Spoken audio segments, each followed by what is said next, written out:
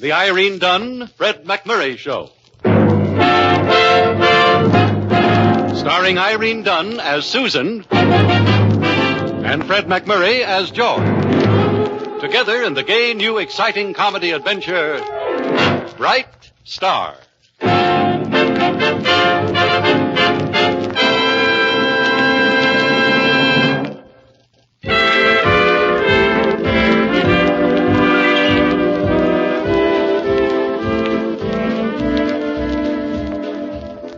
Yes, it's the Irene Dunne-Fred MacMurray Show, starring, well, naturally, Irene Dunne and Fred MacMurray, as Susan Armstrong and George Harvey, respectively. And as we join them in the offices of the Morning Star, we find George, talking with Sammy, the office boy.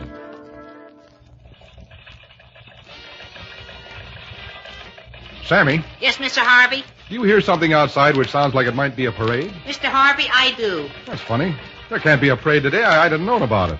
There's no circus in town. It's not a holiday, no conventions. It can't be a parade. You always know best, Mr. Harvey. Thank you, Sammy. But you better tell the band about it, because 15 guys are blowing their brains out over nothing. Well, let me take a look, Sammy. Huh. I guess it is a parade. And they're stopping right outside the office. Well, they don't play good, but they sure play loud. Where's Miss Armstrong, Sammy? Do you think she knows anything about this? She's in our office, Mr. Harvey. If you're speaking today, why don't you ask her? Miss Armstrong and I are always on the best of terms, Sammy. Always. Ah. And I shall ask her. Susan, do you know anything about those 15 lease breakers down in the street? You mean the parade? Why, no, George. I have no idea what the occasion is. Susan? Yes, George? Susan, I happen to know a political hack named McDonough has been looking for a candidate his party can back for mayor. Really? They haven't approached you, have they? Well, have they? I would certainly not consider under any circumstances running for public office, George. Well, that's a relief. Except, of course, in answer to a genuine and spontaneous draft by my fellow citizens, which I could not in all conscience refuse. No, Susan, you can't do this. You running for mayor? Well, the whole idea is ridiculous. Miss Armstrong, It is a draft, my dear lady. I couldn't hold them back. A groundswell that I haven't seen in all my years in politics. Listen to them out there. George, isn't it exciting? A draft. A genuine and undeniable draft. Well, there's enough wind here for it. We must face it, Harvey. Your editor here has captured the imagination of the voting public of this town. A tide of public opinion is gathering. The incumbent has grown complacent and corrupt in public office. The coming storm of an aroused people will sweep him and his gang of jackals out of the city's highest office, replacing him with Miss Susan Armstrong. McDonough, this incumbent you're asking our editor to sweep out, Tyler Hendricks. You realize his store buys about 20% of our total advertising every year? I do. That is why I cannot urge you to accept the honor we offer, Miss Armstrong. I can only say our fair city needs women like you. Susan. Mr. McDonough, may I speak to them, the public? Certainly, if you'll just step over to the window. You're going to refuse, of course, Susan. The people have spoken, George. It is they who deserve the answer. The people? A few of McDonough's relatives and the tone-deaf 15? If you will excuse us, Harvey. My fellow citizens of Hillsdale. That's a real tough audience. Your emissary, John McDonough, has conveyed your very kind offer to support me for public office. I am truly and humbly grateful. I am flattered. But I cannot head the ticket of your party in the coming election. Well, you've had me worried for a minute, Susan. No one person can head the ticket. Indeed, no.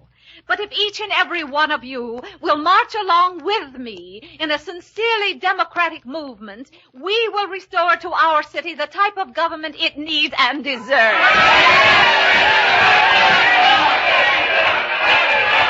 Miss Armstrong, may I be the first to shake the hand of our new mayor? Why, thank you.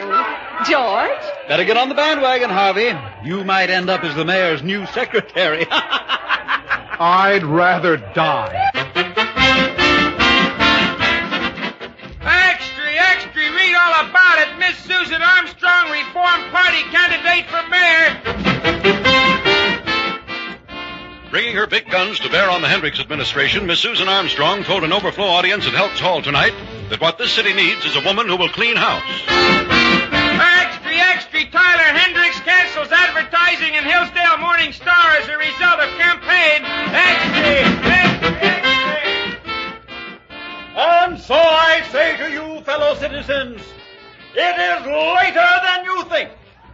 Either we stem now the tide of corruption and inefficiency in the government of our fair city, or we struggle along forever in its noxious flow, seeking to forget in our misery that we had been offered the helping hand of one who was capable of returning Hillsdale to the place of honor it occupied in time of our forefathers. Miss Susan Armstrong.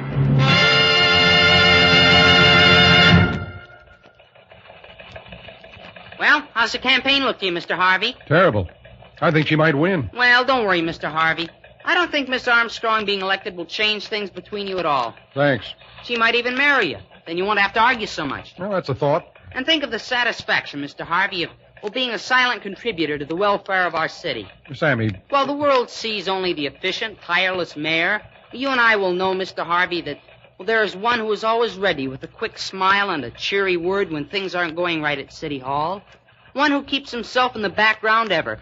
But she and she alone knows... Sammy, haven't you someplace to go, like the home for delinquents? I was just trying to look on the bright side of things, Mr. Harvey. Well, thanks very much. It was nothing. George Harvey, First Lady of our city. I think I'll join the Foreign Legion.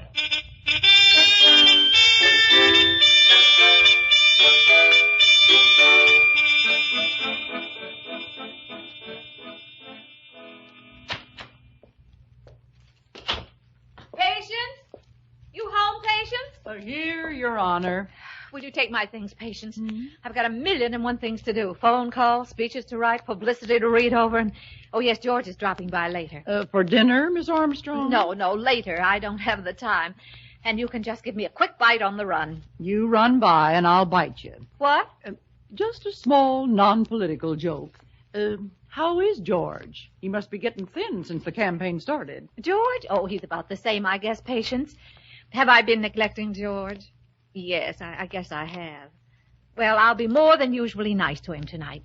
I'll see to it that we have the whole evening to ourselves. The entire evening. That is, after he writes 1 or 2 speeches for me. That's a romantic setting. An ink-stained Romeo. Oh, dear, I totally forgot. Mr. McDonough's dropping in later, too. You think George will mind? Why, no, not at all. It's just like having a blind date with Siamese twins, that's all. Patience, I almost hope I don't get elected. If you're trying to lose George's vote, I think you've made it.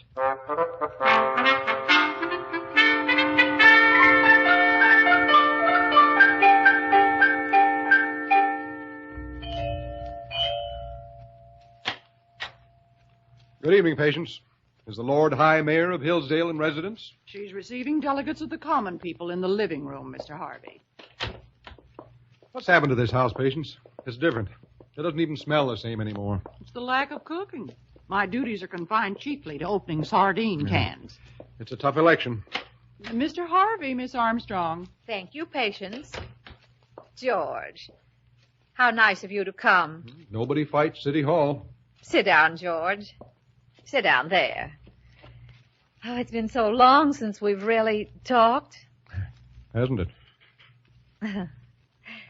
Wonderful weather. Yeah. Terrific. If you like weather. Seen any shows lately? No. Well, I know you're busy, Mrs. Mayor, and I won't impose on your... Oh, George, sit down. No, don't sit over there again. Sit here by me. Well, just for a minute. A minute? George, don't you realize I planned this whole evening just so the two of us could have it together? You did? But what about the speeches you wanted me to write? Oh, forget about the speeches. Why should we spend the whole evening writing speeches? Susan, you're so right. That's much better. You don't know what a pleasure it is to be able to talk to you without elbowing aside 24 ward heelers. Really? And honest John McDonough. And when I think of the gall of McDonough's so-called Reform Party asking you to save their chestnuts for them... George. Oh. You're right, Susan. I won't say another word. You sure you got enough room on this sofa? Plenty. Am I crowding you? Crowding me. Oh, this is nice, isn't it? You know, Susan, you're too beautiful to be a mayor. Oh, George. That's true. Nobody's going to be able to keep their minds on their work. I can hardly keep my mind on what I'm saying right now. You don't have to say anything, George. That's what I was working up to. George. Susan. Well, hope I'm not interrupting anything, folks. No, McDonough. You're just what the party needs. Patience, let me in. I hope I'm not late, Miss Armstrong. Late? Susan, I thought you said... Well, do we have much business to go over, Mr. McDonough? Not much, but you can't blame me for dragging it out as long as possible, Miss Susan. Melonhead. Huh? George just said, go right ahead, Mr. McDonough. Oh, just a few minor matters of business we have to get your okay on, Miss Susan. Yes, here we are. So minor, I'd almost forgotten what they were. Ready? Sure. I left my wallet at home. George. Yes, go ahead, Mr. McDonough. Now, for sheriff. The Reform Party candidate's been forced to drop out because of ill health. But at this late date, we were very fortunate in getting a Jim Dandy replacement and veteran police officer, Honest Phil Waltman. Honest Phil Waltman? Him? Well, they had to promote him from pounding a beat because he was stealing the sidewalks. Please, George. I'm sure that the leaders of the Reform Party would not suggest anyone they're not absolutely sure of. Well, they're sure of him, all right. I thank you for your confidence, dear lady. Just one more minor matter. Our candidate for city treasurer has also been forced to drop out. Ill health. Sounds like an epidemic. But in his place, we have, after a great deal of persuasion, secured a really outstanding man in the field of clean government. Honest Jack Stewart. No. For city treasurer? Well, that's like leaving a hungry Great Dane alone in a butcher shop. George, do you have anything concrete against either one of these men? Well, concrete? No. They're both very intelligent men. They've never been caught. Miss Armstrong, I can assure you that the screening board of the Reform Party has gone through the past life of each of these men with a fine-tooth comb. Of course, if you would prefer to listen to unfounded rumors... Susan, I positively forbid you to run on the same slate with either of these crooks. Oh, you do? Yes, I do. Mr. McDonough, you can tell the party leaders that I have the utmost faith in their judgment. Someday I'm going to learn to keep my big mouth shut.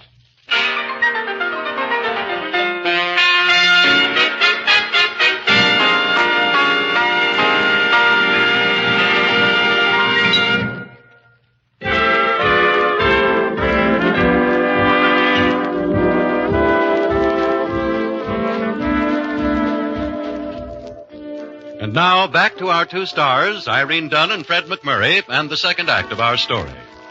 As we join them, we find that the situation is, well, shall we say, a bit tense.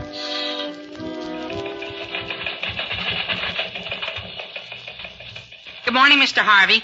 Pleasant evening at the home of our future mayor? Certainly, Sammy. A thoroughly pleasant disaster. Miss Armstrong come in yet? Not yet. Well, let me know when she... Oh, here she is.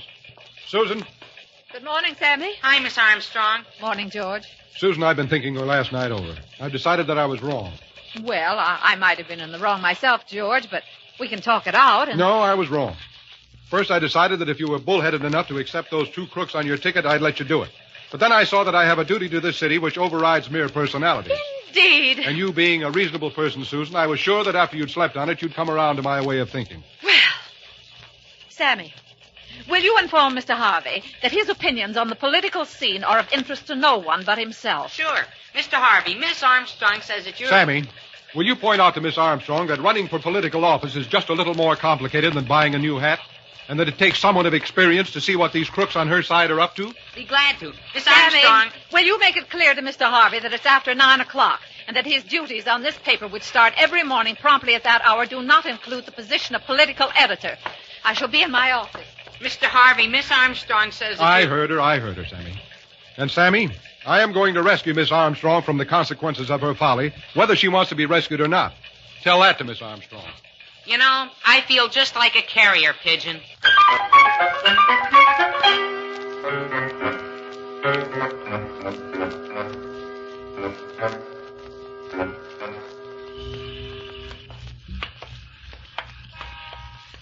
Mr. Harvey. Shh, quiet, Sammy. Mr. Harvey, I just thought, couldn't we be put in jail for this? We are serving our country, Sammy. We have to get some information on McDonough and those two other crooks. The place to look for it is the Reform Party headquarters. You convinced me. But can you convince a judge? Quiet. Here we are. Hand me that skeleton key, Sammy. Now, you wait outside here, Sammy. If anybody comes, whistle. If anybody comes, whistle. Good luck, Mr. Harvey. Thanks. See a light is switch here someplace. Yeah, got it. And let's see. File cabinet over here. Wonder what I should look under. G for graft. Nothing here. Nothing here. Nothing here. Looking for something? Huh? Oh. No, I was just browsing. Sammy. Isn't it a late hour for browsers? Well, insomnia. I'm Mr. McDonough's secretary. Oh? Who are you?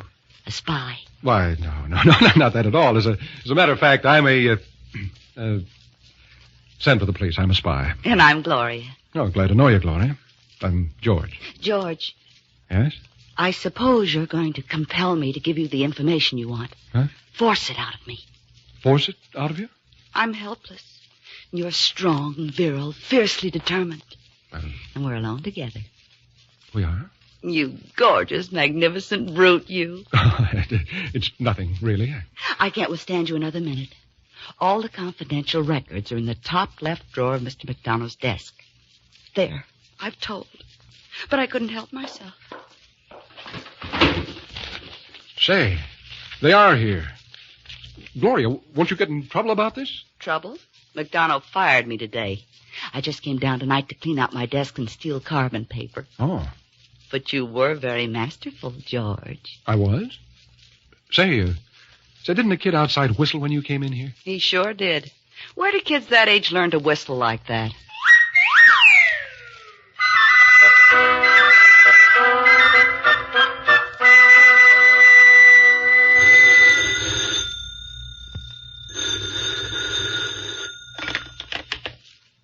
Hello? Susan, this is George. Susan, I've got to... George, what time is it? It's a little after midnight. Well, I'm sorry, George, but I don't want to come to any party. You tell me about it tomorrow. Susan, wait. Yes? I've just dug up the confidential records on McDonough and all the rest of his gang. You've got to withdraw as their candidate, Susan. You've got to go over to McDonough's house tonight. Are you serious, George? Wait till you see the stuff I've got on them. Really? Really. I'll meet you outside of McDonough's place in half an hour. All right, George. You won't say I told you so. I just couldn't stand it if you did. Only once. I told you so. I'll see you in a half hour.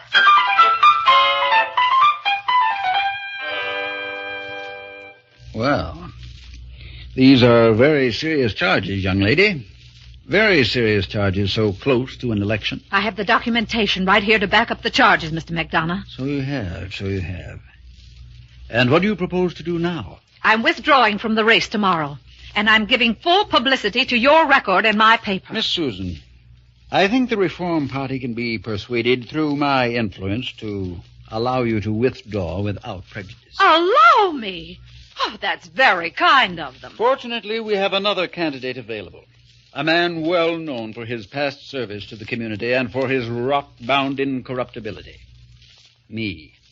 And just how many votes do you think you'll get after I expose your record? Miss Susan, you are an unfortunate captive of your own high convictions. When you entered this race, your opponent canceled his advertising in your paper. Your sacrifice for the community good was widely applauded. If you withdraw now and turn against your own party, the citizens of this fair city can only conclude that a sordid deal was made between you and your opponent. But you so don't as I say, we will allow you to withdraw in my favor. When duty calls, honest John McDonough was never one to withhold himself. Perhaps a speech, election eve, in my favor might be a touching gesture? Never. Yes, I think it would almost be a necessity. Otherwise, an entirely unfortunate smear campaign against you would have to be set in progress. Also, against your paper. There would be nothing I would regret more deeply. Well, I'll have to talk it over with Mr. Harvey. He's waiting outside. I regret also that you will have to keep this conversation between us a secret, as a security measure. Good night, Miss Susan, and thank you for coming. I'm sure you would have made a most excellent mayor.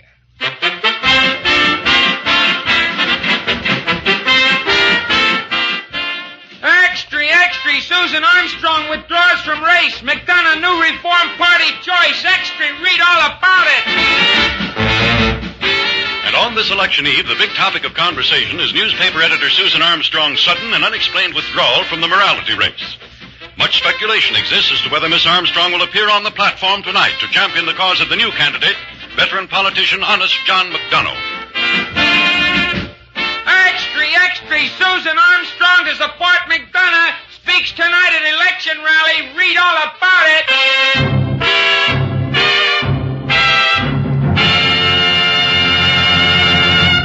Is my dress all right, Patience?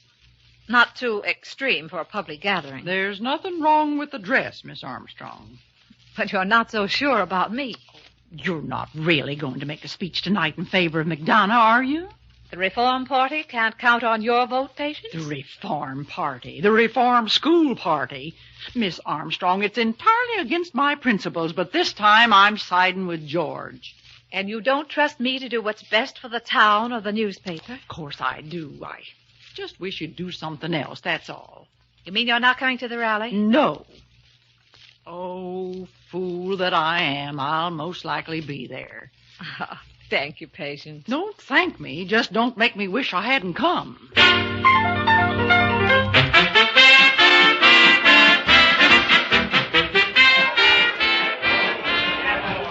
Big crowd, huh, Mr. Harvey? Yeah, I wish it wasn't so big. Now, don't worry, Mr. Harvey. I'm sure whatever Miss Armstrong does will be for the best. Thank you, boy philosopher. And now, citizens of our fair city of Hillsdale, crown jewel in the diadem of Marmoset County, it gives me great pleasure to introduce the little lady who stepped aside in order to make way for a more experienced hand on the tiller. As the new candidate of the Reform Party, I commend to your attention our former standard-bearer, Miss Susan Armstrong. Gee, she's really going to talk, Mr. Harvey. Yeah, I'm afraid she is, Sammy. My friends of Hillsdale, there has been considerable speculation as to why I removed myself as a candidate for mayor and as to whether I would tonight endorse the candidacy of Honest John McDonough. To answer your doubts, I do endorse Mr. McDonough. Let's go home, Sammy. I'm with you, Mr. Harvey. My reasons why Mr. McDonough would make a much better mayor than I could hope to be are many. I shall name a few. As befits a public official, Honest John is thrifty. Out of his alderman's salary of $2,000 a year, I happen to know that he has in the past 5 years saved over $200,000. Hey, stop that dame. Let her talk. Mr. McDonough is loyal. 23 members of his immediate family are on the city payroll, 14 of whom have been dead from 6 to 20 years. Hey, Mike, Frankie, get the dame away from the microphone. She's killing us. Let me at her. Stay right here, friend. Oh! I want you to hear the rest of this. Give it to him, Susan. You tell him, Susan. To continue, Mr. McDonough is the greatest vote-getter in the history of this or any other city. In the last election held in his district, out of a total of 3,000 registered voters, McDonough polled over 4,000 votes. And so I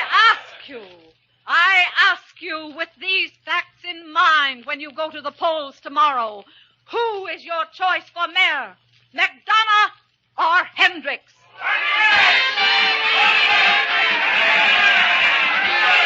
Hey, let me through here. Pardon me. Susan. George, was I all right, George? All right, you were wonderful. You were terrific. McDonough hasn't got a chance. You think it was a surprise? Surprise? Was it? Why, nobody in the whole city expected anything like... Well, nobody but me, of course. I knew it all the time. Hey, come on, let's get out of here.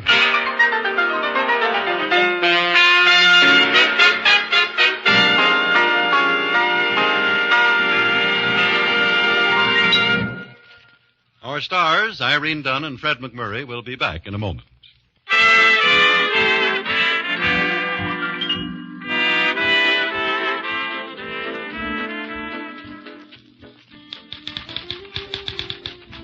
George, Yes, Susan? final election results in? Just finishing my story. Hendricks in a landslide. Well, he's stuffy, but I'm sure he's honest. An ideal mayor. You don't think I would have made a good mayor? Well, of course, Susan. It's just that, It's just what? that every time a new beauty queen is crowned, the mayor is supposed to have his picture taken kissing her. You'd have to admit you look pretty silly. Yes, that's true. But, George, Hmm? just imagine the Navy coming to town. You know, I'm glad you didn't win.